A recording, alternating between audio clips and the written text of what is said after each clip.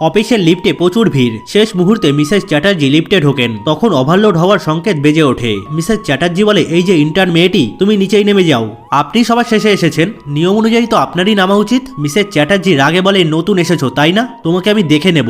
Meeting শুরু হওয়ার 2 minute আগে প্রিয়া আর আরিয়ান ঢোকে। মিসেস চ্যাটার্জি বলে, তোমরা দেরি করেছো, আমার নিয়মে 5 মিনিট আগে আসতে হয়, না হলে প্রত্যেককে 200 টাকা জরিমানা। প্রিয়া বলে, কোম্পানির পলিসিতে এরকম কোনো নিয়ম তো নেই। মিসেস চ্যাটার্জি বলে, এই নাও নতুন প্রজেক্টের ফাইল, 2 দিনের মধ্যে সব রিপোর্ট চাই, না পারলে তোমাদের চাকরি আর থাকবে না। প্রিয়া আর আরিয়ান রাত জেগে কাজ করছে। প্রিয়া তখন ক্লান্ত হয়ে ডেস্কে ঘুমিয়ে পড়ে। আরিয়ান তখন তার গায়ে চাদর জড়িয়ে দেয় আর নিজেও কাজটা শেষ করতে সাহায্য করে। একটা বড় পার্টিতে সবাই উপস্থিত।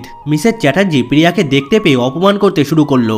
আজকে তোমার চাকরিটা শেষ করার দিন, তোমার রিপোর্ট কোথায়? প্রিয়া তখন শান্তভাবে বলে, রিপোর্ট জমা দেওয়া হয়ে গেছে ম্যাম, তবে আজ আমি আপনার সাথে নয়, আপনাদের কোম্পানির সিইওর সাথে দেখা করতে এখানে এসেছি। হঠাৎ করেই আরিয়ান স্যুট পরে মঞ্চে ওঠে। সবাই তো অবাক, সেই হলো কোম্পানির সিইও।